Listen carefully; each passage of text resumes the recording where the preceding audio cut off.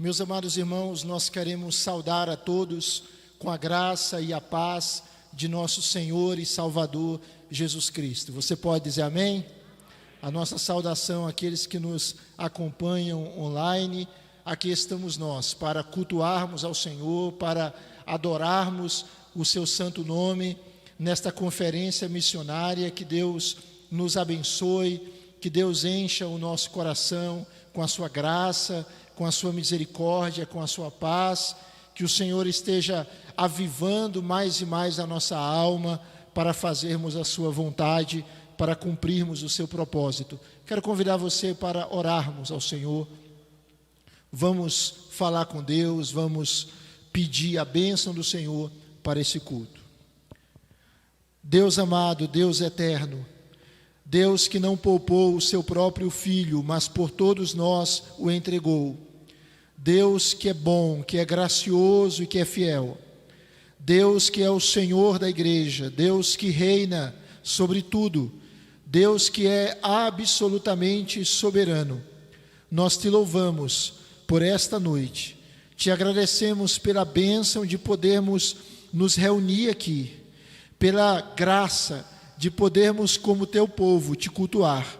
E rogamos que o Senhor venha abençoar esta reunião, esse culto, que o teu Espírito conduza cada momento, que o Senhor seja honrado no nosso meio, que o teu povo seja abençoado, que a tua glória seja manifesta e que tenhamos, Senhor, uma noite muito, muito especial.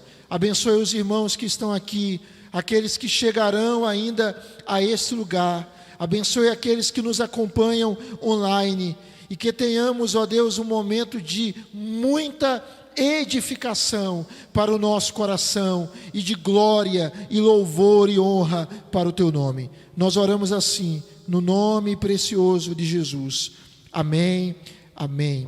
Vamos abrir a palavra do Senhor, amados, no Salmo 67. Salmo 67. E eu quero convidar você para fazermos juntos a leitura desse salmo. Ele tem apenas 7 versículos e nós iremos fazer uma leitura uníssona do salmo de número 67. Vamos nos colocar de pé e vamos juntos ler esse texto sagrado na Nova Almeida Atualizada. Convite para louvar a Deus. Vamos ler juntos?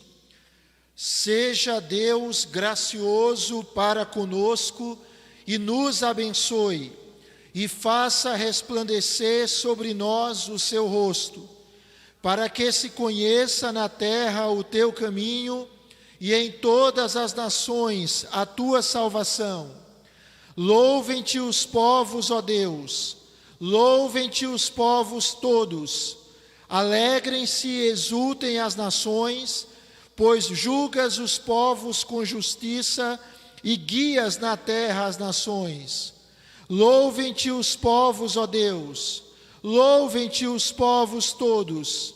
A terra deu o seu fruto, e Deus, o nosso Deus, nos abençoa. Que Deus nos abençoe, e todos os confins da terra o temerão. Amém. Vamos ler juntos verso 7 mais uma vez. Que Deus nos abençoe e todos os confins da terra o temerão. Louvado seja o nome do Senhor. Amém. Pode sentar, meu amado irmão, minha amada irmã. Nós vamos convidar o grupo Cantares, que estará nesse momento engrandecendo ao Deus de todos os povos, ao Deus das nações, ao Deus que nos convida a louvá-lo, a exaltá-lo com todo o nosso coração.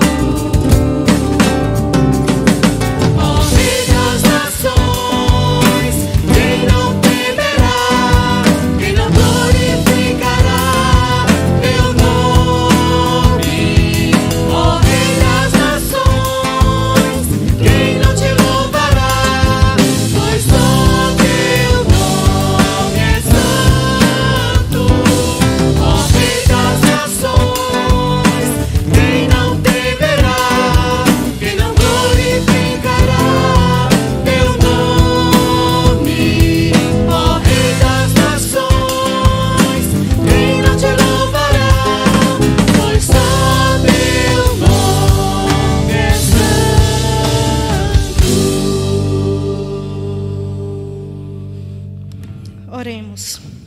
Senhor, nosso Deus, eterno Pai, nós louvamos o Teu nome, Senhor, porque este foi o dia que o Senhor fez para nos alegrarmos e nos regozijarmos na Tua presença. Nós te agradecemos, meu Deus, pelo privilégio de estarmos em Tua casa, Senhor, como família do Senhor, meu Pai, exaltando, engrandecendo e bendizendo o Teu nome, Senhor. Nós colocamos agora, meu Deus, todas as nações diante do Senhor, meu Pai. Tu sabes, meu Deus, a necessidade de cada uma, Senhor, representadas aqui nessas bandeiras, Senhor, as que não estão, meu Pai, mas nós sabemos que Tu és um Deus soberano, fiel, justo e digno de todo louvor e toda adoração, meu Pai. Tu cuidas, Senhor, de tudo e de todos. E nós engrandecemos e bendizemos o Teu nome e colocamos, meu Deus, esse final de semana diante do Teu altar.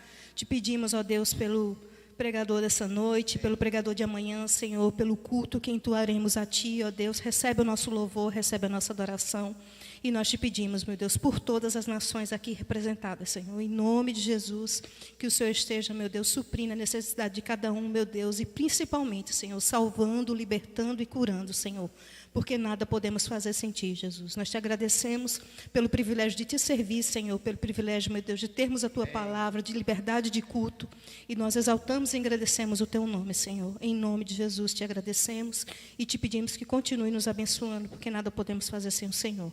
Amém.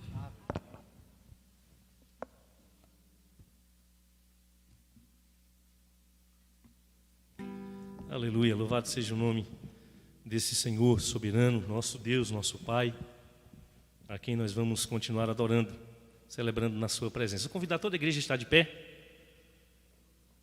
Uma vez eu ouvi alguém me disse assim: o homem vê outro homem, Deus não vê outro Deus. Não há Deus como o nosso Deus. Só o Senhor, que se revelou a nós nas Escrituras, que se revelou a nós por seu Filho Jesus, é o único e verdadeiro Deus. Esse cântico vai dizer isso, vai cantar essa verdade das Escrituras, dizendo: não há outro igual ao Senhor. Vamos cantar com alegria? Quem está feliz por estar na casa do Senhor, diga amém. Glória a Deus, louvado seja o nome do Senhor. Adoremos aquele que é digno de receber honra, glória e louvor.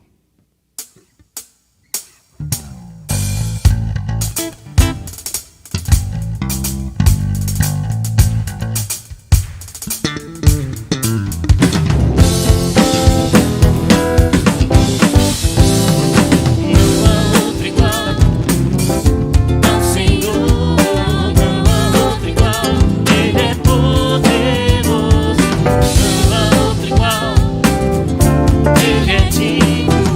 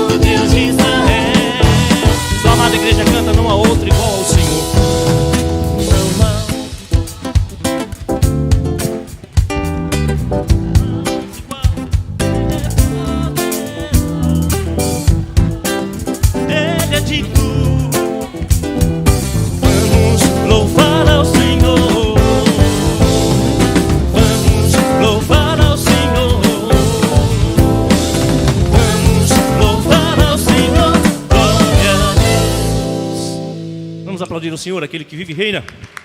Ele se faz presente em nosso meio. Louvado seja o nome do Senhor. Diante daquele, Ele é aquele diante do qual todas as nações, todo joelho um dia vai se dobrar. Toda língua há de confessá-lo como Senhor. Porque de fato Ele é Deus. E Ele tem tudo preparado para esse grande dia do Senhor em que estaremos com Ele. Diante dele os reinos se abalam, os povos se curvam e todos vão dizer, vão confessar que somente Ele é Deus. Nós vamos cantar essa verdade com toda alegria, com toda convicção no nosso coração.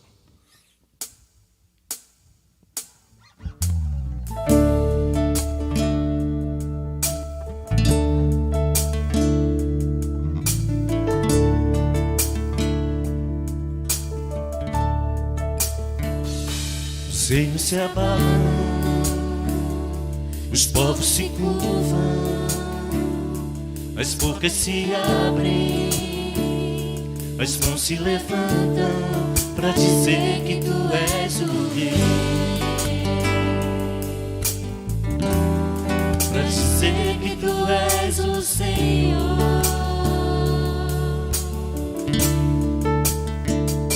Os reinos se abalam, os povos se curvam, as bocas se abrem, as mãos se levantam para dizer que tu és o Rei, para dizer que tu és o Senhor, Para dizer que tu és o Rei, para dizer que tu és o Rei, para dizer que tu és o Senhor. Teu reino é sempre eterno, firmado em misericórdia, justiça e igualdade, bondade e fidelidade. A tua igreja te adora, a tua igreja te adora. teu reino. Teu reino é sempre eterno, firmado em misericórdia, justiça e igualdade, bondade e fidelidade. A tua igreja te adora, a tua igreja te adora. Os reinos se abalam, Os reinos se abalam, os povos se curvam, as bocas se abrem, as mãos se levantam para dizer que tu és o Rei, somente Ele é Rei, Senhor. Aleluia. para dizer que tu és o Senhor. Os reinos se abalam, Os reinos se abalam, os povos se curvam, todos se curvam as bocas se abrem, para confessar o Senhor. as mãos se levantam para dizer que tu és o Rei, Nosso poderoso Rei, para dizer que tu és o Senhor, para dizer que tu és o Rei, para dizer que tu és o Rei, para dizer que tu és o Senhor. Teu reino é sempre eterno, firmado em misericórdia, justiça e igualdade, bondade e fidelidade. A tua igreja te adora, a tua igreja te adora. teu reino. Teu reino é sempre eterno, firmado em misericórdia, justiça e igualdade, bondade e fidelidade. A tua igreja te adora, a tua igreja te adora. Mais uma vez, teu reino é sempre eterno. Teu reino é sempre eterno, justiça e igualdade, bondade e fidelidade, a tua igreja te adora. A tua igreja te adora. Aleluia, louvado seja o Senhor das nossas vidas. Nós o adoramos de fato e o fazemos em espírito e em verdade, conforme a palavra do Senhor nos ensina. Ele é a nossa porção, Ele é a nossa herança. Esse canto vai dizer isso.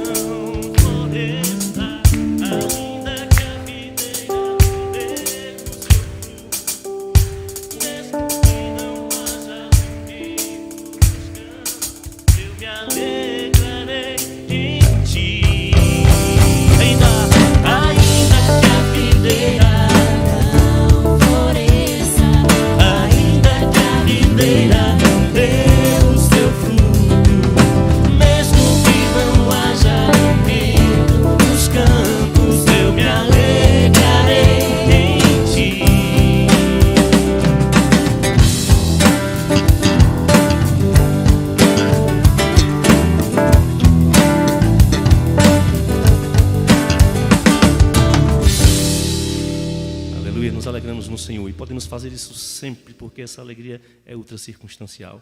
O Senhor é a nossa alegria. Temos segurança no Senhor. Louvado seja o seu santo nome. Os irmãos podem sentar. Mais uma vez, pastor Jean-Marc está com a palavra.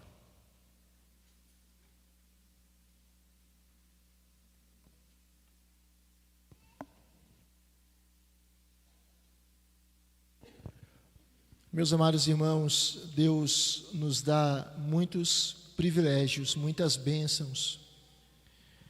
E uma das expressões de graça que Deus nos concede é a graça de contribuir. E Paulo descreve isso, que contribuir é uma graça, é um favor imerecido. Por quê?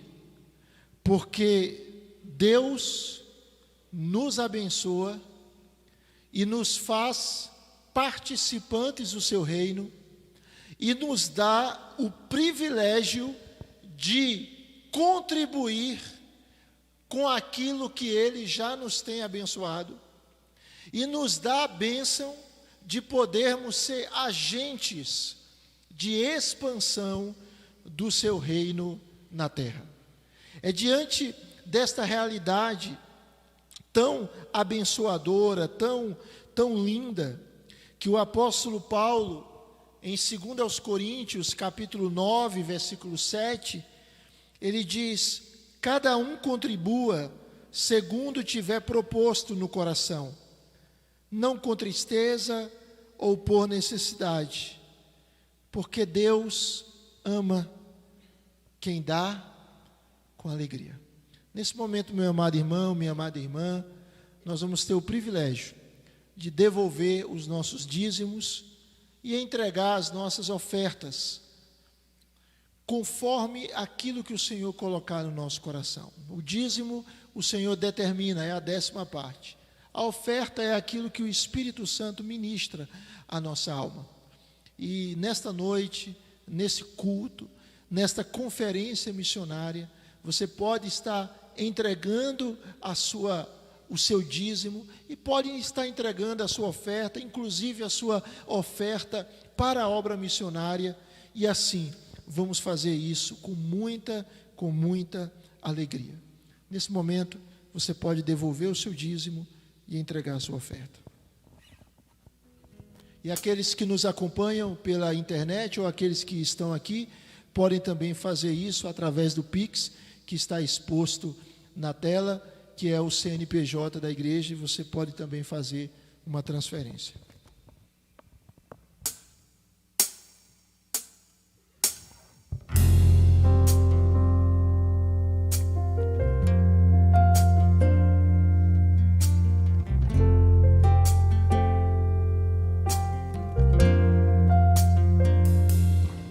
Só de ouvir tua voz, de sentir teu amor, só de pronunciar o teu nome, os meus medos se vão, minha dor, meu sofrer, pois de paz tu inundas meu ser. Só de ouvir tua voz, de sentir teu amor, só de pronunciar o teu nome, os meus medos se vão, minha dor, meu sofrer, pois de paz tu inundas meu ser.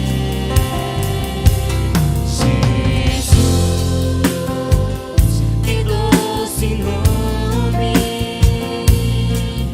que transforma em alegria o meu triste coração. Jesus, só o teu nome é capaz de dar ao homem salvação.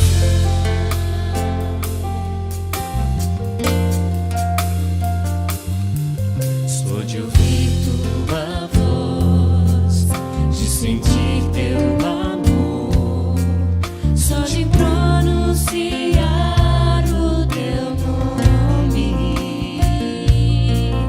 os meus medos se vão, minha dor, meu sofrer, pois de paz tu inundas meu ser.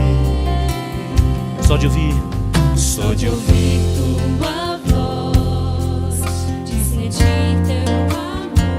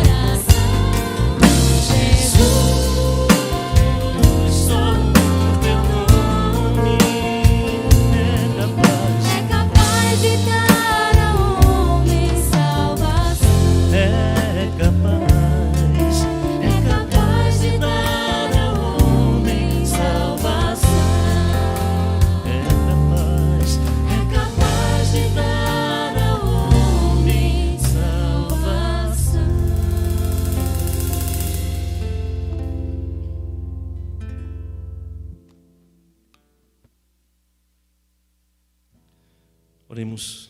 Bendito Deus e Pai Todo-Poderoso, louvado seja o Teu nome. Obrigado, Senhor, por tão grande salvação com a qual o Senhor nos abençoou em Cristo Jesus.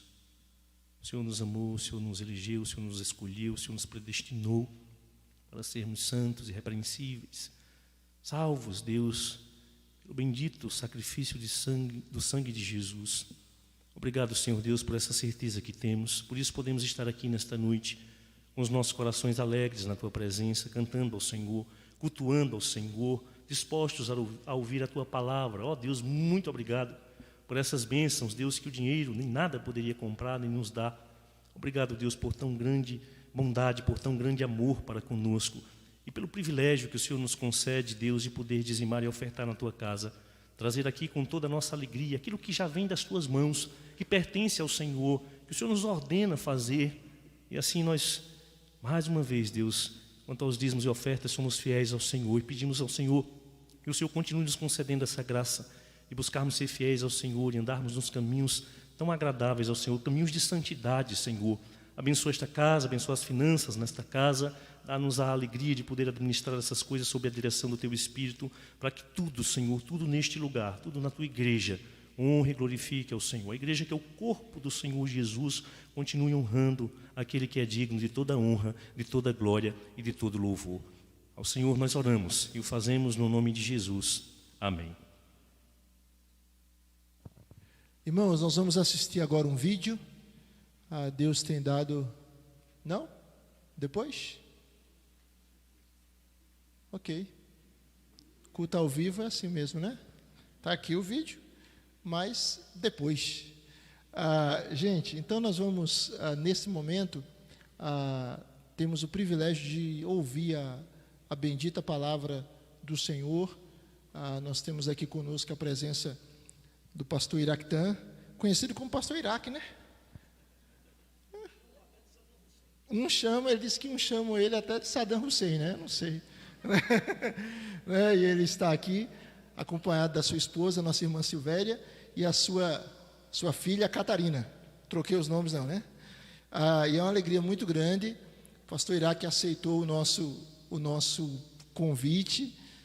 Não é uma correria, ele chegou da Colômbia, aí estava em Manaus, chegou em Recife quarta-feira, já veio para aqui, já está um bom tempo fora de casa, segunda-feira já viaja, né? Oi? Cancelaram a viagem? Pronto. Né? Já carro quebrou, já participou de funeral, assim, muita coisa aconteceu, né? Muita coisa aconteceu, mas graças a Deus, aprove ao Senhor trazer o seu servo para esse final de semana. O Senhor é bom e que Deus o abençoe. Queria convidar o pastor para a gente orar pela vida dele. Ele é pastor presbiteriano, teólogo, escritor também, né? Missionário da Juvep, né? Candidato da APMT, Agência Presbiteriana de Missões Transculturais, um monte de coisa, tá? Então nós vamos orar pela vida do servo do Senhor. Deus, nós te agradecemos pela honra que nós temos de sermos chamados teus servos e teus filhos. Não há privilégio maior, não há nada comparado a isso, ó Deus. E nós te agradecemos por podermos estar aqui nesse culto e por podermos ouvir a Tua palavra através do Teu servo, pastor Iractan. Que o Senhor renove as forças do Teu Filho, que o Senhor dê a ele todo o vigor que ele precisa, toda a graça, toda a força, porque toda a suficiência vem do Senhor, e é o Senhor quem faz, é o Senhor quem opera. Então, ó Deus, usa o Teu servo como instrumento de bênçãos nesta noite. Fale ao nosso coração, desperta a nossa alma, e que nós possamos ter a continuidade de um culto muito, muito, muito abençoado por Ti. Nós oramos assim, ó Deus, e pedimos, ó Deus das nações, Rei dos povos, fala conosco, enche o Teu servo com o Teu Espírito, reveste-o de poder, dá a ele a palavra clara, a palavra precisa, a palavra que vem do Senhor, e que ela abençoe o teu povo, em nome de Jesus. Amém.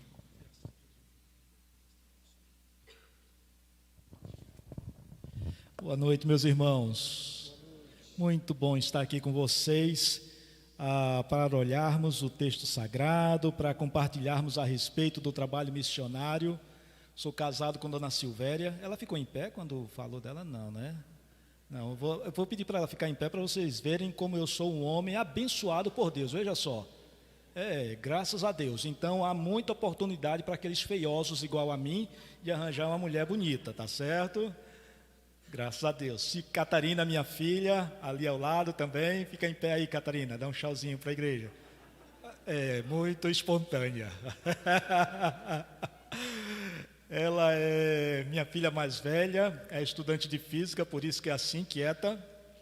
Estuda física lá na Federal, lá em Pernambuco.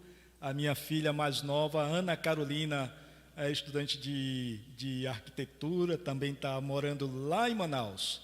Quando decidimos voltar para Recife, primeiro moramos aqui, passamos um ano morando aqui em Garanhuns, a melhor cidade do mundo, e eu não estou fazendo média para os irmãos não, viu? A gente gosta daqui.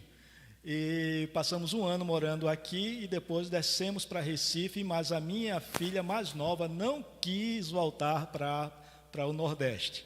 Disse que a cidade dela é Manaus. E eu fiquei muito triste, pastor, que um dia eu saí com ela, ela estava de sombrinha e leque no meio da rua. Eu disse assim, porque é um costume dos manauaras, sabe? Leque e sombrinha. Eu disse, eu não criei filha para andar de sombrinha e leque na rua, não. Mas ela está muito feliz lá, graças a Deus. Frequenta a igreja presbiteriana de Manaus. Está com um namorado também, em Manauara, e está firme no Senhor. E a nossa maior alegria é que as nossas filhas estão firmes na graça do Senhor Jesus. Quero nessa noite, irmãos, fazer uma caminhada um pouco mais técnica, mas sem esquecer as Escrituras, pensando sobre igreja. E o pastor me falou sobre igreja missional, então nós vamos caminhar da seguinte forma. No domingo à noite, eu queria trabalhar com os irmãos um tema de maturidade da igreja missional, e olhando a segunda carta de Paulo a Timóteo, capítulo 4, de versículo 1 até o versículo 8. Domingo pela manhã, eu quero olhar então alguns elementos presentes numa igreja saudável. Então os irmãos estão percebendo que eu estou mexendo aqui com a questão de igreja. Mas aí você diz assim, mas é um congresso, é um encontro de missões. Mas me parece, irmãos, quando nós olhamos o movimento missionário ou o movimento missiológico no Brasil, tem tido essa junção entre eclesiologia, ou seja, o estudo da igreja, e a missiologia, que é o estudo sobre o trabalho missionário. E a coisa encaixa exatamente nessa temática de igreja missional. Mas essa temática, ela tem coisas boas e tem coisas também que foram compradas no Brasil de forma não muito positiva, e que nós precisamos chamar a atenção disso. Mas nessa noite eu queria pensar com os irmãos sobre plantio de igrejas como sendo um novo paradigma do trabalho missionário. Plantio de igreja como um novo paradigma do trabalho missionário. Talvez você diga assim, não, eu vim aqui para ser edificado pela palavra do Senhor, mas eu espero em Deus que eu tenha feito uma boa caminhada embasado nas Escrituras. E essa tem sido uma grande preocupação do meu coração. A gente tem trabalhado muito com metodologia, tem trabalhado muito com estratégia de plantio de igrejas. Nós temos trabalhado, por exemplo, na Colômbia, plantando ou organizando uma escola de plantio de igrejas para os indígenas ticunas que moram ali na selva colombiana, próximo ao rio Solimões, para nós, para eles é o rio Amazonas. A gente tem trabalhado também com plantio de igrejas aqui no Nordeste. Pela graça de Deus, nesses aproximadamente 4 anos que a gente está aqui, juntamente com a Juvep, nós temos 5 equipes de plantadores de igrejas espalhados aqui no Nordeste. E pela graça de Deus é possível que até o janeiro do próximo ano a gente tenha 7 equipes de plantio de igrejas. Essas são algumas das frentes que nós temos trabalhado. Temos trabalhado também com cuidado missionário, mas sobre isso nós vamos falar amanhã na escola dominical. Queremos falar um pouco sobre o nosso ministério. Mas nessa noite, não sei se os irmãos estão percebendo, nós temos trabalhado muito na busca de estratégias e métodos eficazes para o plantio de igrejas. Mas nós estamos vivendo, irmãos, um período extremamente mercantilista, um período extremamente pragmático. Não sei se vocês percebem isso, mas todo mundo está buscando a fórmula secreta, não apenas para ser feliz, mas para ter sucesso, para fazer um trabalho então que seja extremamente eficiente, eficaz. E me preocupa quando nós, o povo de Deus, estamos buscando métodos e estratégias. E aí você diz assim, mas o senhor trabalha com métodos e estratégias. De fato, eu ando buscando métodos e estratégias de plantio de igreja. Mas uma coisa que nós temos nos preocupado nesse processo de busca de métodos e estratégias é termos uma boa fundamentação teológica, ou seja, uma boa fundamentação bíblica. O que é que as Escrituras nos ensinam? Quais são as normativas, as diretrizes que as Escrituras nos apontam para que a gente possa buscar, então, os métodos e as estratégias. Isso se aplica, irmãos, a todas as áreas aonde se trabalha com métodos e estratégias.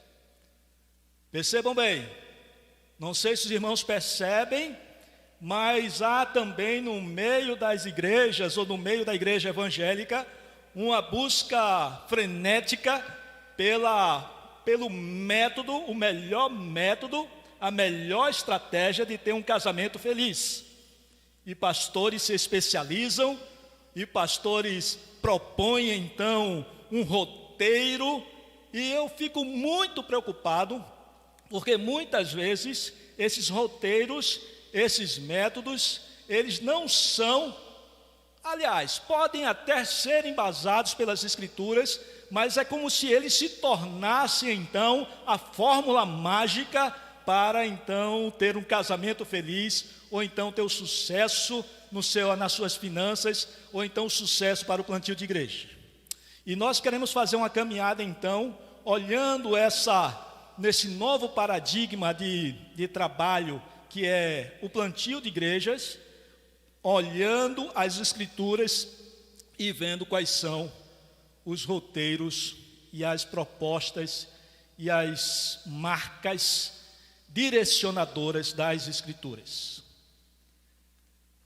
Estava visitando uma comunidade indígena aqui no sertão de Pernambuco, e subindo uma serra, então encontrei com um obreiro local, um indígena, um homem crente, e ele conversando comigo, falando a respeito da igreja que tem lá na aldeia dele, e ele me falou o seguinte: pastor,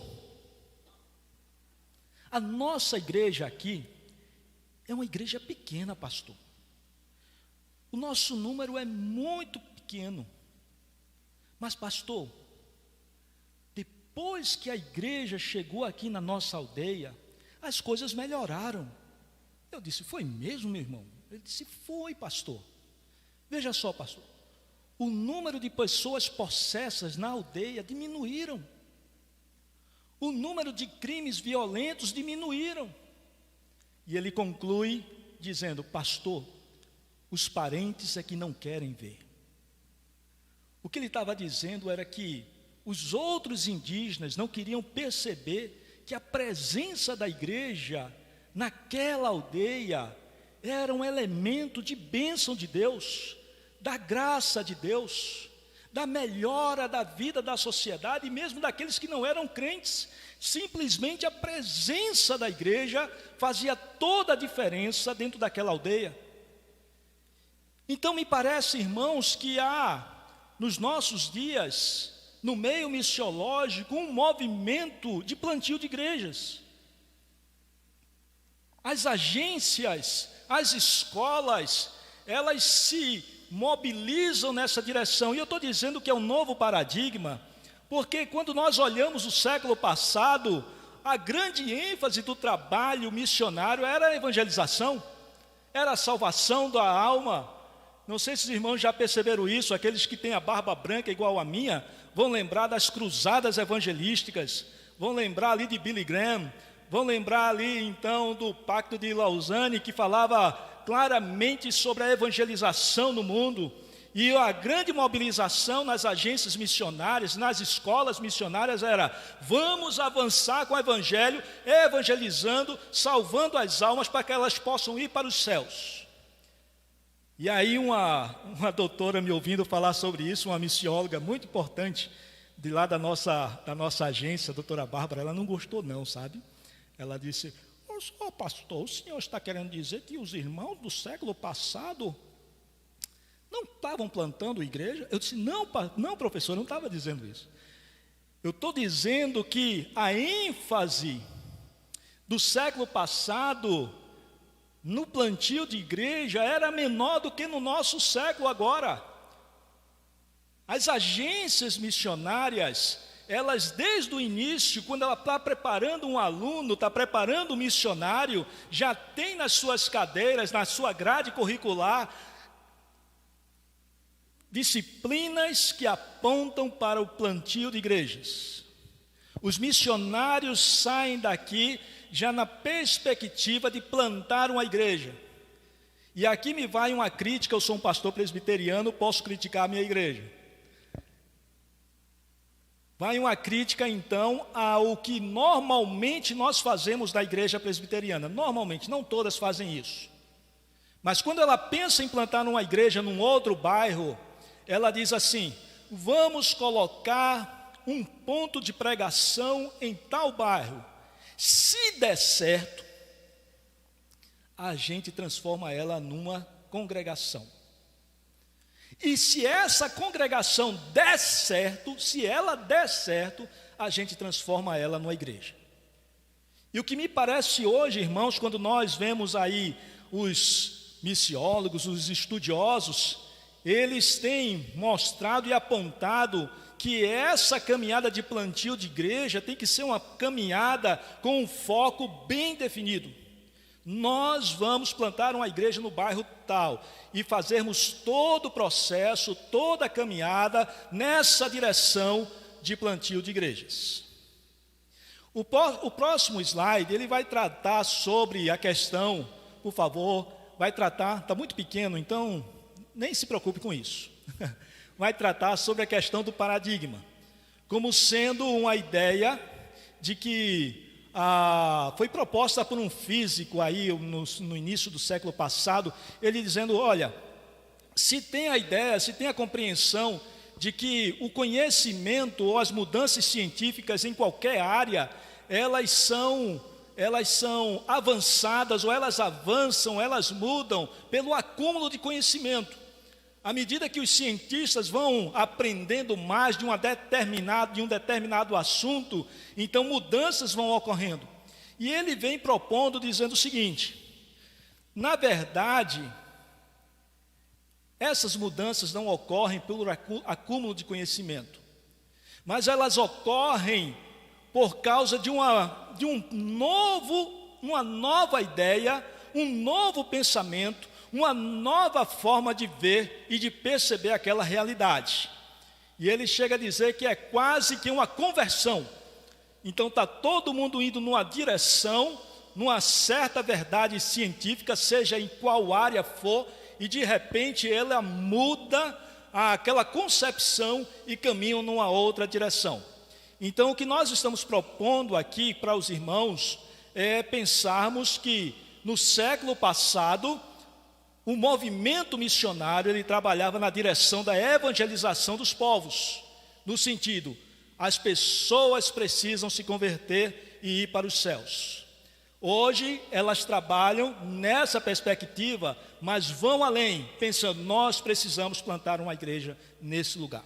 E depois eu quero mais tarde, se der tempo aqui, ver com os irmãos o porquê dessa afirmação de que nós precisamos plantar igreja, em vez de simplesmente ou somente, não simplesmente, porque evangelizar não é uma coisa simples, mas não somente evangelizar, mas plantar uma igreja. Queria caminhar um pouco mais. Irmãos, eu queria pensar então, está muito longe para mim, o cara é cego, é difícil. Eu queria então olhar com os irmãos um conceito para a igreja. Mas eu não queria olhar um conceito simplesmente por uma ideia ou buscando a afirmação de um missiólogo ou de um teólogo. Eu queria dar uma olhada nas Escrituras e caminhar com os irmãos no texto de Mateus capítulo 16, a partir do versículo 13. Abra aí a sua Bíblia e vamos olhar juntos então esse texto, sabendo que é nesse texto que se encontra pela primeira vez no Novo Testamento a palavra igreja, eclésia. Mas eu queria fazer algumas considerações antes da gente olhar o texto, do seguinte: tem um missiólogo chamado David Bosch, que ele propõe que nós precisamos ler os evangelhos não apenas na perspectiva da narrativa bíblica da vida e do ministério de Jesus. Esse é o caminho mais comum que nós tomamos, não é verdade, irmãos? Quando a gente lê os evangelhos, nós normalmente olhamos, lemos e estudamos na perspectiva da narrativa da vida e do ministério de Jesus.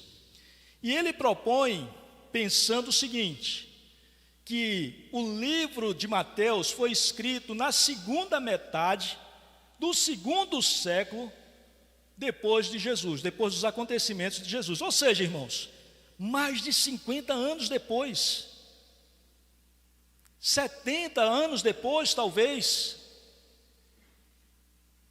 E ele nos chama a atenção sobre o quanto a igreja já estava espalhada naquele mundo conhecido ali, a partir de Jerusalém para a Judéia, Samaria, a igreja estava espalhada. E segundo esse autor, ele diz o seguinte, que possivelmente Mateus frequentava uma igreja naquelas regiões já lá próximo da Síria. Percebam, irmãos, a igreja havia sido dispersa a partir daquela perseguição em Jerusalém, quando o texto bíblico diz que todos se dispersaram, exceto os apóstolos. E o texto bíblico nos afirma então que aqueles que foram dispersos, que saíram então por essas regiões distantes, eles iam pregando o evangelho, iam levando as boas novas por onde passavam. E por onde passavam comunidades cristãs, comunidades que creram no Cristo Jesus, iam se formando. Ou seja, igrejas iam sendo plantadas à medida que esse povo se espalhava por aquelas regiões. E Mateus, possivelmente, frequentava uma dessas igrejas lá na região da Síria.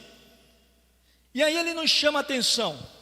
É uma igreja inserida, presta bem atenção a isso, uma igreja inserida no meio de uma outra cultura, uma igreja inserida no meio de uma população diferente, com costumes diferentes, com religiões diferentes, com deuses diferentes, e está aquela igreja agora inserida no meio dessa sociedade. E aí eu fiquei pensando que essa igreja saiu do conforto espiritual, religioso ali em Jerusalém, e teve que se adequar, ou se encaixar dentro de uma sociedade que pensava completamente diferente dela. E aí ele propõe que o livro de Mateus ele é escrito também para exortar essa igreja a testemunhar do Evangelho de Jesus no ambiente transcultural, no ambiente onde precisava perceber a luz e o sal que é provocado pela igreja no meio da sociedade. Vejam só, irmãos, que coisa interessante. Lemos então os evangelhos agora nessa perspectiva de que os evangelhos também nos ensinam a sermos missionários, a sermos sal e luz no meio de uma sociedade que pensa completamente diferente da gente. Ou não, irmãos? Quantas vezes eu me pego pensando o seguinte, ou dizendo assim para mim: eu não entendo essa sociedade. Já falaram isso para você mesmo, irmãos? Eu não entendo esse comportamento desses jovens. Eu não entendo esse movimento LGBT.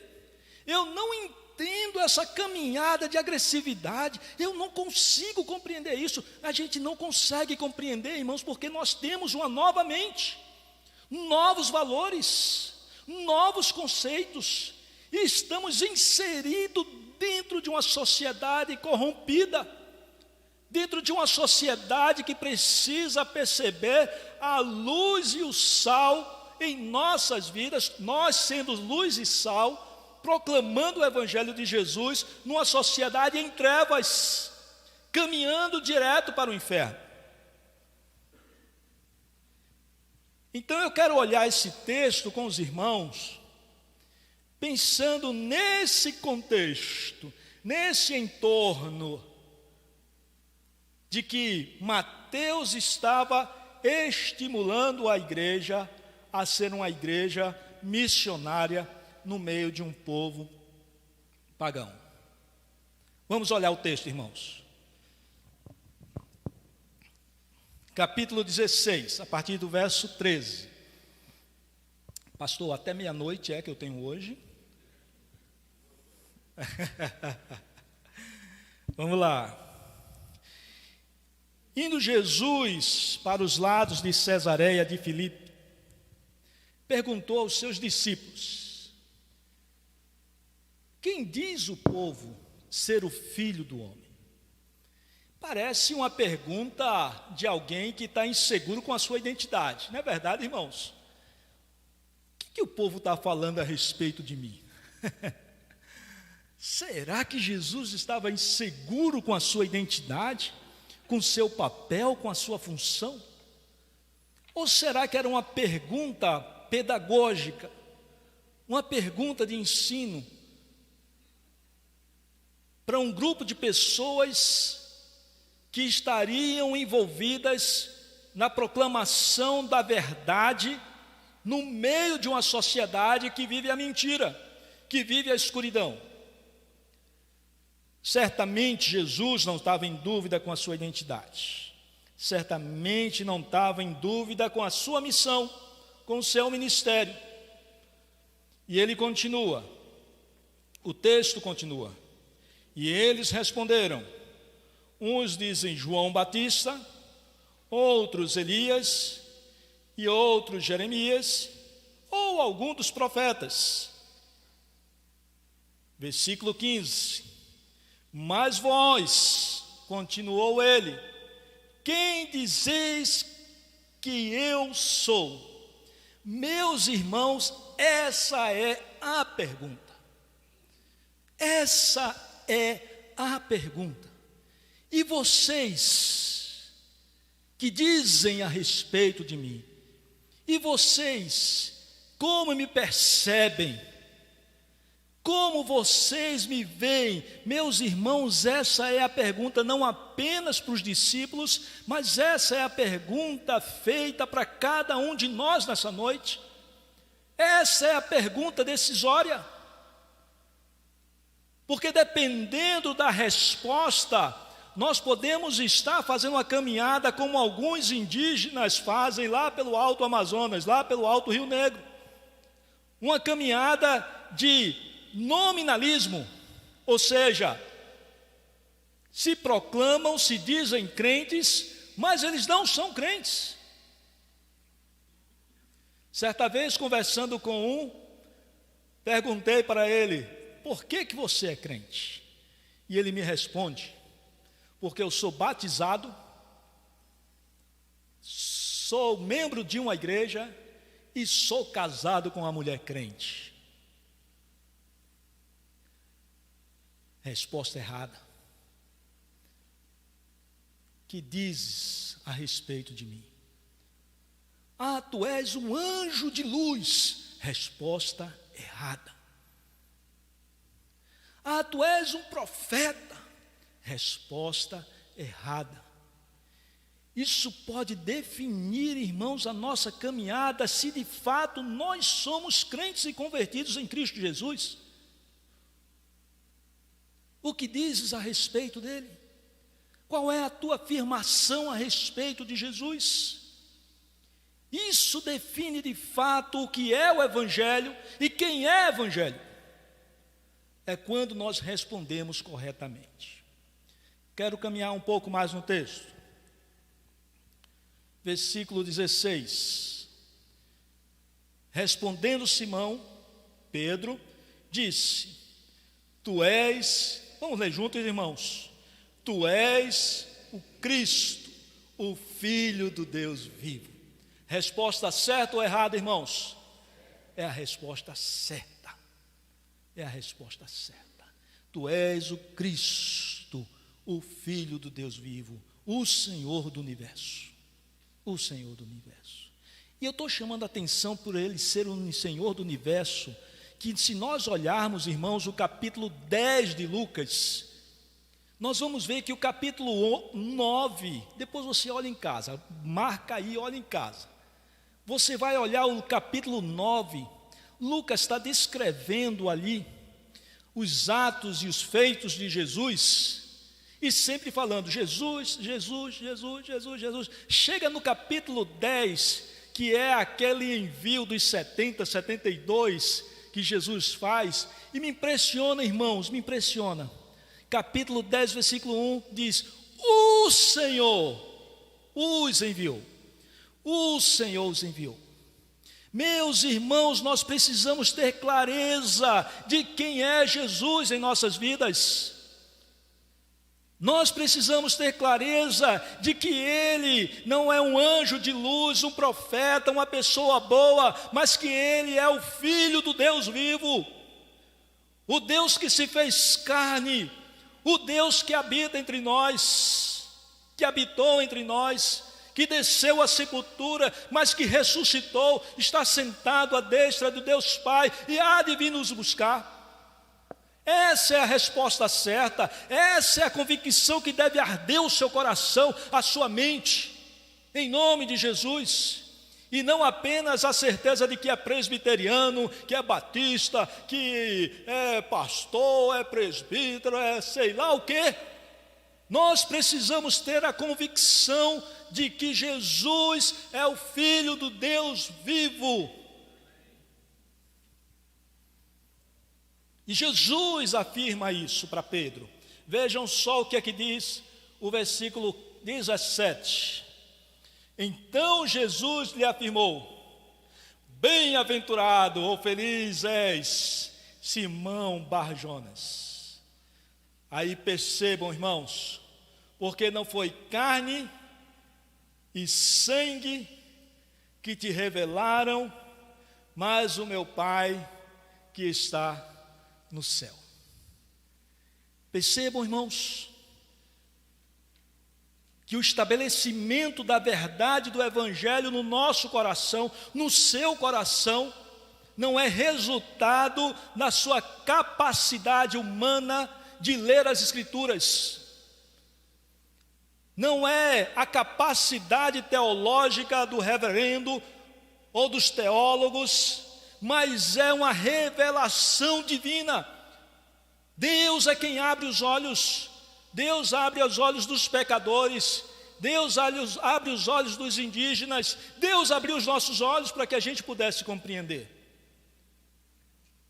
A mensagem que você já tinha ouvido tantas vezes, nos cultos, no rádio, a minha mãe ouvia todas as manhãs, aliás, passava o dia, não era todas as manhãs, era o dia na rádio evangélica. Rádio. Catarina, sabe o que é um rádio? Os jovens sabem o que é um rádio, né? Porque ninguém usa mais rádio hoje em dia. Ninguém está assistindo nem mais televisão, não é verdade, irmãos? Nem televisão, mas é todo mundo no celular agora, Mas minha mãe passava o dia com o rádio ligado, e eu ouvindo aquele negócio lá. Quantas vezes, irmãos, ouvimos o evangelho, no ônibus, ia no ônibus, e aí subia aquele crente chato falando do evangelho, e você, esse crente chato, tal, não sei o quê.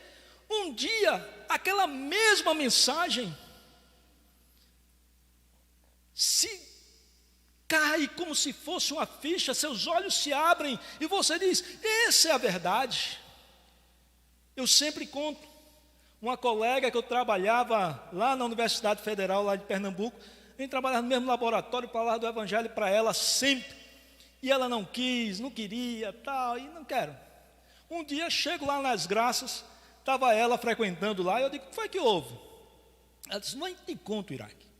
Eu estava no ônibus bem cheio, com uma bolsa bem grande, aliás, bem cansada, tal, aperreada da vida, veio uma mulher com uma bolsa grande, bateu na minha cabeça, eu fiquei com mais raiva ainda. Quando eu olhei para ela, tinha um chaveirinho, irmãos, percebam bem, um chaveirinho pendurado na bolsa, e estava escrito, entrega o teu caminho ao Senhor, confia nele, e o mais ele fará.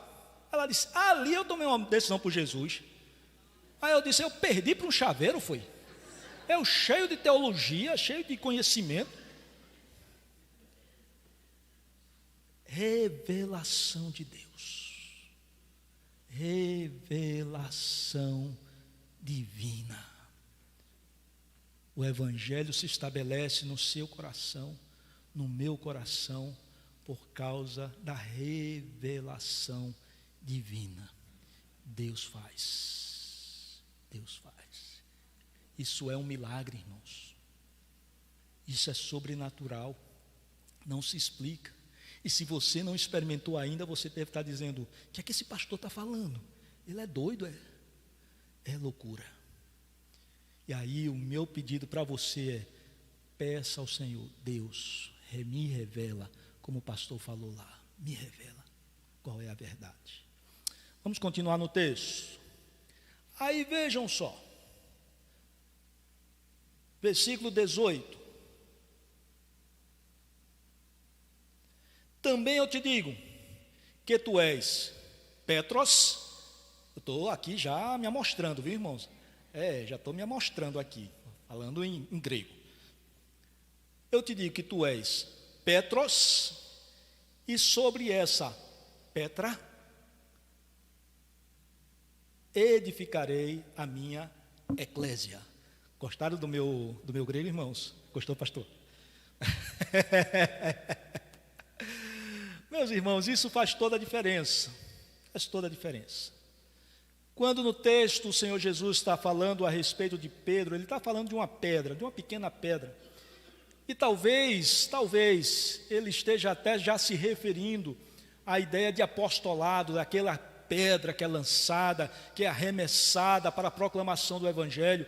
Essa é a ideia mais segura para a gente pensar, e não essa ideia de apóstolo que a gente tem visto hoje aí nessas igrejas, mas a ideia talvez de que o apóstolo é aquele que é lançado, que é o missionário que vai proclamar o Evangelho nas terras distantes. E talvez eu esteja aqui forçando o texto, então não precisa se preocupar com isso não. Mas a ideia de que o Senhor Jesus de fato estava falando e comunicando ali, e Mateus estava ensinando a sua igreja, é de que Pedro de fato era apenas uma pedra, mas que a igreja era edificada sobre a rocha e não sobre uma pedra. Oh, irmãos, que coisa bela! E nós conhecemos bem o texto sagrado. No Sermão do Monte, quando o Senhor Jesus fala a respeito da construção que é feita na areia e que é feita na rocha, e a sua igreja é construída na rocha, ela não se abala, ela é invencível. É a igreja do Senhor Jesus que é construída na própria pessoa do Senhor Jesus, no Logos, na palavra, na confissão de Pedro: tu és o Cristo, o Filho do Deus vivo. A igreja se estabelece aí. A igreja se estabelece na rocha. E aí nos vem a palavra eclésia, composta, uma palavra composta de uma partícula ek, que dá a ideia de para fora, e uma palavra que é derivada de um verbo kalel, chamado, ou seja, a igreja são aqueles que são chamados para fora. Que coisa! Que coisa! Eclésia também era utilizada como sendo a palavra para conotar reuniões, ajuntamentos, uma comunidade, um agrupamento de pessoas. E poderíamos então pensar que igreja é uma reunião de pessoas, é uma comunidade que é chamada e chamada para fora. Parece uma contradição, não é verdade, irmãos? Chamado para fora. E eu sempre fico pensando nesse texto, pelo menos em duas perspectivas. Na primeira perspectiva, no chamado à santidade. Nós somos retirados do meio de uma sociedade corrompida, de uma sociedade corrupta, de uma sociedade incrédula, para vivermos uma nova mente, novos valores, novos sentimentos. Mas ao mesmo tempo nós somos lançados de volta a essa comunidade corrupta, nas trevas. Percebe, irmãos? Chamados à santidade, mas também lançados novamente no meio dos lobos. Pensando aqui também, citando já Lucas capítulo 10, quando ele diz que eles são lançados para o meio de lobos. A igreja é chamada não para viver escondida, camuflada, acuada, com medo, mas a igreja é chamada para participar ativamente da sociedade. Amém, irmãos? É assim. É assim.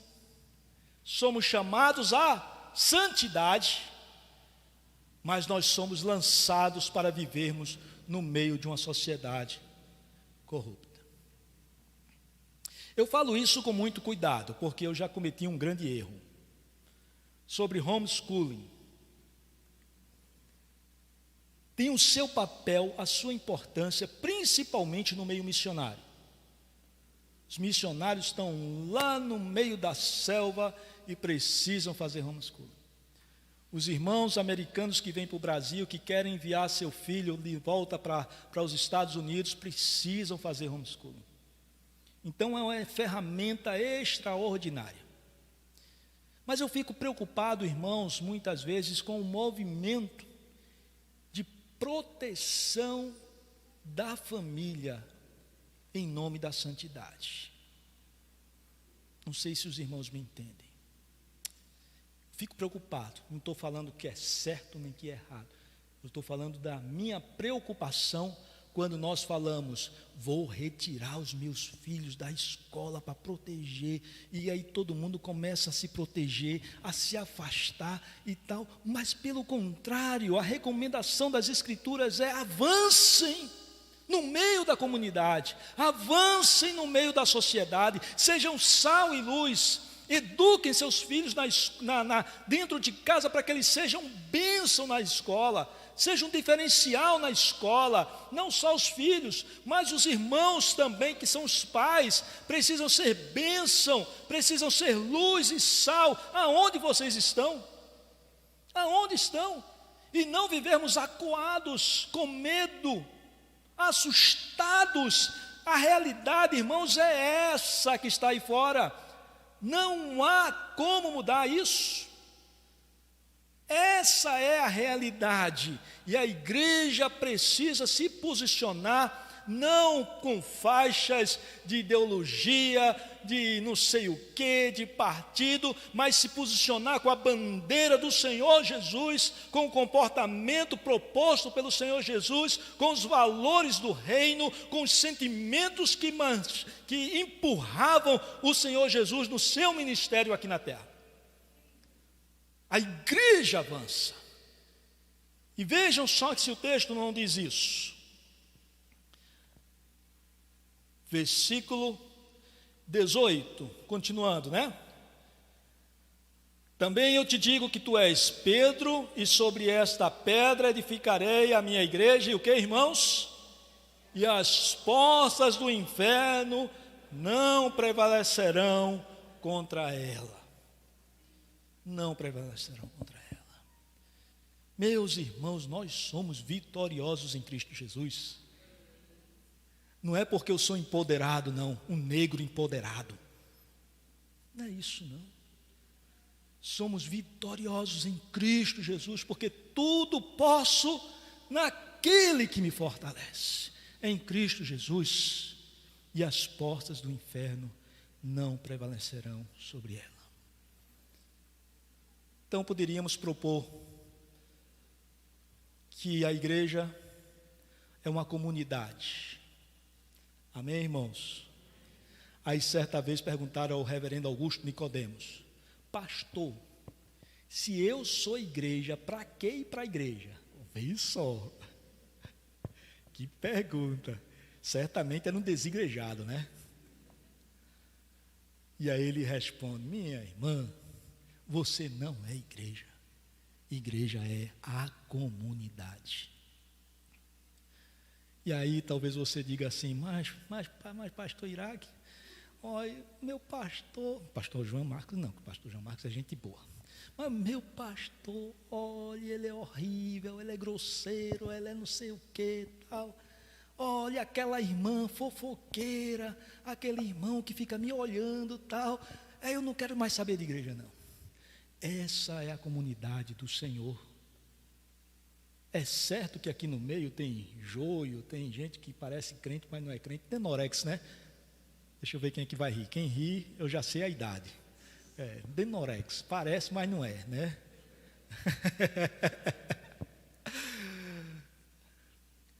Mas, meus irmãos, nós precisamos congregar. Nós precisamos congregar. O escritor aos Hebreus fez essa recomendação: não deixem de congregar, como é costume de alguns. Porque nós somos fortalecidos na comunidade, na igreja. Na igreja. Isso é a igreja. Uma comunidade. Mas não é qualquer comunidade, não é qualquer ajuntamento. É um ajuntamento de pessoas que receberam uma revelação.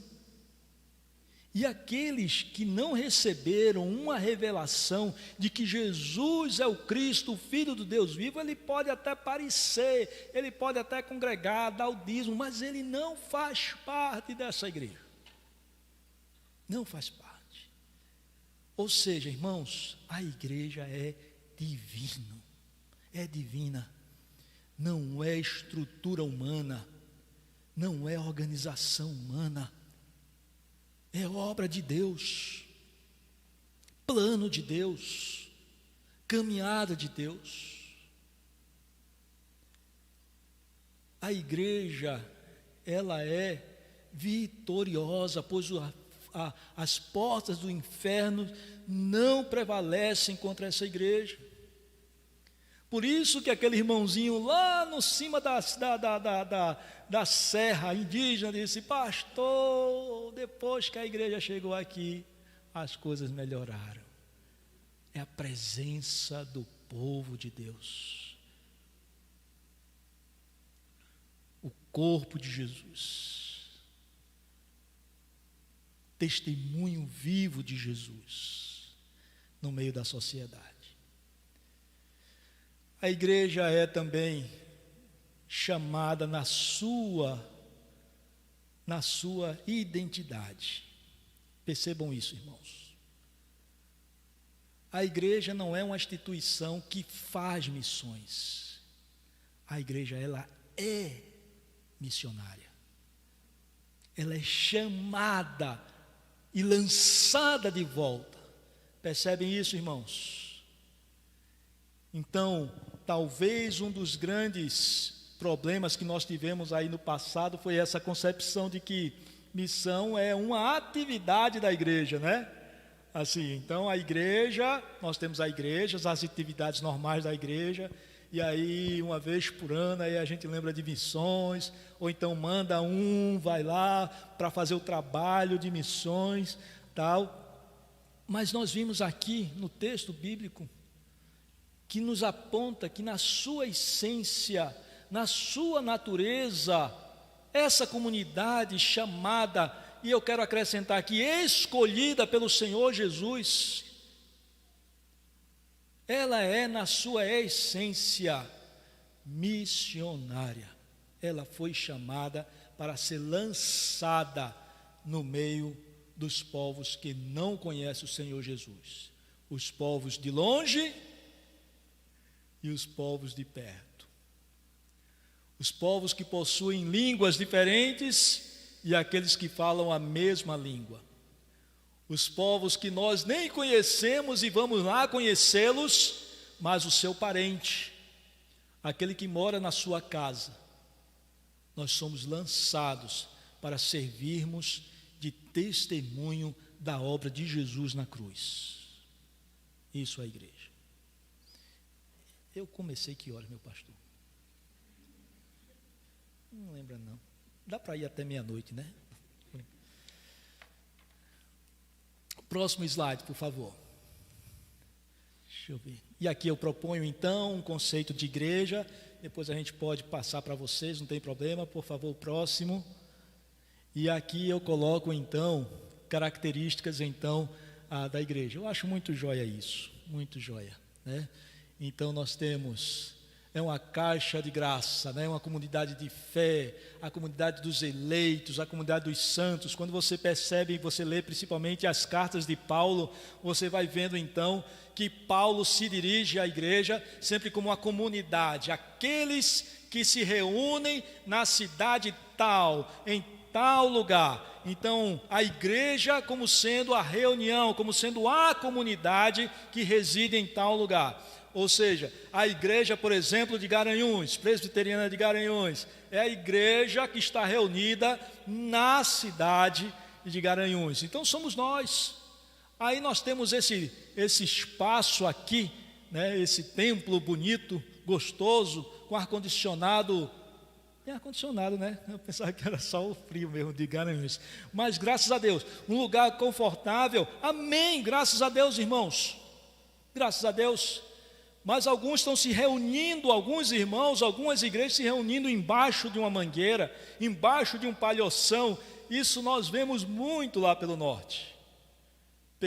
Grupos crentes se reunindo em lugares que nós não vamos denominar aquilo de igreja. Vamos dizer assim, aquilo ali não é igreja não, aquilo é um palhoção.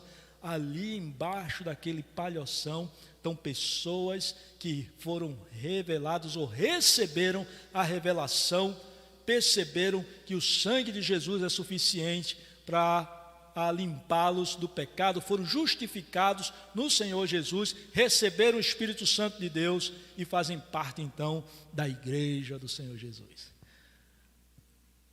Edifício para a habitação de Deus. E ali tem a citação também de um missiólogo: a igreja não existe para o bem-estar dos seus membros, nem mesmo existe para si, como uma comunidade de comunhão. Vejam só, irmãos, que coisa. A igreja existe por causa de quem, irmãos? Por causa de quem, irmãos? De Cristo. A igreja existe por causa de Cristo, e para Ele é o seu corpo, a sua família, a sua comunidade. Uma vez eu levei um carão muito grande. Vocês devem conhecer o Ronaldo Lidório, né? E eu empolgado, fazendo ali minhas estratégias e tal, e métodos, e mandando para ele, tal, e ele lendo, ele, rapaz, coisa boa, tal, é isso mesmo, é esse caminho mesmo, tal, não sei o quê. E de repente ele para e diz assim: ô Iraque, presta atenção, precisa ter cuidado com uma coisa. Eu digo: diga. Ele disse: nós trabalhamos por causa de Cristo e não por causa da igreja. Percebe, irmãos? Toda a glória a Cristo, toda a glória retorna para Deus e não fica na igreja. Não fica na igreja. Quando nós olhamos o texto, por exemplo, capítulo 17 é amor, de João, oração sacerdotal, 17, minha consultora. Capítulo 17, ele começa aquela oração sacerdotal. Meus irmãos, me impressiona como ele fala sobre um ciclo de glória. A glória que é do Pai, que veio para o Filho, e o Filho vai glorificar novamente ao Pai, e não sai disso, porque a glória pertence a Deus. A glória não pertence aos missionários, a glória não pertence aos pastores, a glória não pode ficar na igreja, a glória retorna para Deus. A glória que a igreja possa ser que tenha, ela deve apontar para aquele que é o Senhor do universo, de volta para Deus. A comunidade dos mártires, eu queria ver, não vai dar tempo a gente fazer isso, mas quando nós percebemos, irmãos, que principalmente nos nossos tempos, de tanta ideia de que a igreja é triunfante, que ela é de fato na perspectiva bíblica, mas não na perspectiva de algumas igrejas aí, de que não adoece, que é rica, que é poderosa, que faz e acontece, e nós esquecemos de que uma das marcas da igreja é o sofrimento. E quando olhamos os textos bíblicos, nós vamos perceber que o sofrimento acompanha os crentes, e me parece, irmãos, que se nós não vivermos nessa perspectiva, nessa percepção do sofrimento, mesmo com toda a esperança, mesmo com toda a alegria, que é a nossa força, mesmo com paz que excede todo o entendimento, mas com a clareza de que nós estamos sofrendo, nós não teremos a expectativa do céu. Hoje eu estava lá no funeral do pai de um amigo meu, e um médico chegou dizendo assim, ele é médico lá em Recife, e ele diz que trata muitos crentes, e ele diz que tem muito crente apavorado com medo de morrer. Ele disse assim: eu não entendo não, pastor, como é que os crentes ficam apavorados com medo de morrer? Com medo de morrer. E de fato, quando teve aí a pandemia, assim, teve igrejas, não sei se os irmãos perceberam, pelo menos teve uma igreja, por exemplo, que me ligou e disse assim: Iraque, me arranja 10 missionários, porque o caixa aqui aumentou. Ou seja, em vez de diminuir no período da pandemia, né, sei lá como é que se chama, o orçamento da igreja, aumentou ao ponto dele estar procurando 10 missionários para poder contribuir e tal, não sei o quê. E eu fiquei pensando, por que será que todo mundo ficou tão generoso? Aí, a conclusão maldosa do meu coração fez: eu acho que o povo está com medo de morrer. Está com medo de morrer, então está dando aí tudo, tal, alguma coisa assim, né? Mas nós precisamos ter essa expectativa da volta de Jesus. Na volta de Jesus. E não a expectativa de dias melhores. Meus irmãos, eu não sou pessimista, nem estou pensando em suicídio, não estou fazendo isso não, viu, irmãos? O que eu estou querendo dizer aos irmãos, que essa concepção clara do sofrimento, de que a nossa existência aqui na terra, ela é marcada por momentos de dores, ela nos dá a esperança e a ansiedade e o desejo de voltarmos para casa, aonde o Senhor enxugará dos nossos olhos toda lágrima, e estaremos para sempre com Ele. Para sempre com Ele, meus irmãos. Eu vou parar por aqui, por causa da nossa hora. Amanhã, na escola dominical, eu quero continuar aqui com o material e pensar com os irmãos por que os missionários, o mundo missionário hoje, fala tanto em plantio de igreja, e pensar qual é a diferença entre evangelizar e plantar igreja. E será que a gente planta a igreja sem evangelizar? Eu acho que não, mas eu quero que você venha amanhã de manhã para a gente conversar sobre isso. Tá bom, meus irmãos? Tá bom, meus irmãos? Ou para mim estavam dormindo. Vamos orar. Vamos orar. Deus, nós te agradecemos por essa noite. Te agradecemos pela tua palavra, ó Deus. Acima de tudo, ó Deus, que foi falado, ó Deus, eu quero que o Senhor possa ministrar ao coração dos meus irmãos a tua palavra, somente ela, porque é ela quem transforma o nosso coração, as nossas emoções, transforma a nossa vida, transforma as nossas famílias, transforma também boa parte da nossa sociedade. Ó Deus, muito obrigado pela esperança que nós temos da tua volta, porque é a tua palavra também que nos aponta que o Senhor voltará, nos tomará para si, e aonde o Senhor estiver, nós estaremos também. Graças a Deus. Essa é a tua palavra que nos afirma. Dá-nos uma noite de paz, uma noite de descanso, restaura as nossas forças e permite que a gente volte amanhã aqui com alegria no coração para te adorar. Em nome de Jesus. Amém.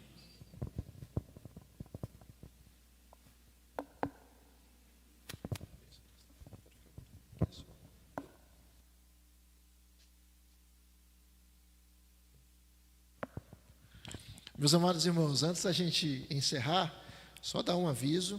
Amanhã a nossa conferência prossegue normalmente pela manhã e à noite. Estejamos aqui, estejamos convidando outras pessoas. E amanhã à noite nós vamos ter barracas, os irmãos já veem várias barracas, com comidas típicas de vários países. Não é isso, Ivone Robério? Vai ser uma delícia, né? Vai ser bom demais. Então você já vem preparado para participar desse momento. A gente vai ter uma abençoada comilança aqui na igreja amanhã, depois do culto de celebração à noite, tá certo? Que Deus nos abençoe e a gente vai estar participando desse momento. Vamos nos colocar de pé, vamos receber a bênção e vamos cantar ao Senhor uma canção. Obrigado a todos aqueles que nesta noite nos visitam. Tem alguns irmãos de Correntes? Tem? Os irmãos de Correntes, sejam bem-vindos em nome do Senhor Jesus, meus amados irmãos, e todos os outros amados que nos visitam, sejam bem-vindos. E amanhã, 9h30 da manhã, estaremos juntos aqui, adorando e bendizendo o Deus vivo, o Deus verdadeiro, o Deus maravilhoso e gracioso. O Senhor leva o teu povo em paz e continua, Senhor, inflamando o nosso coração com o desejo de te servir, de te amar, de viver para o louvor da tua glória, porque só há vida quando ela é vivida para ti.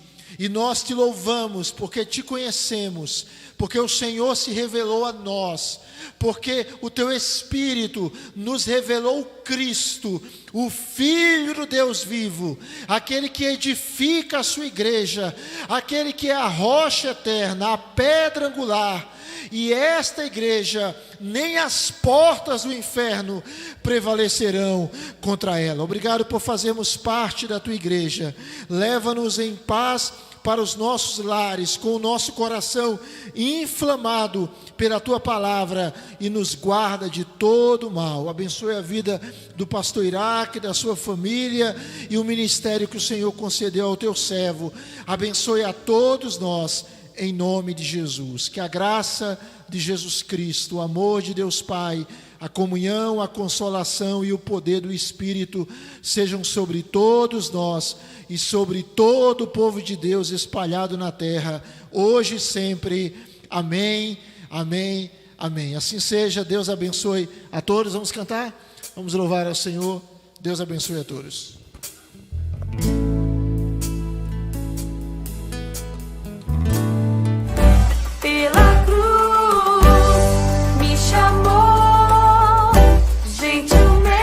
ti.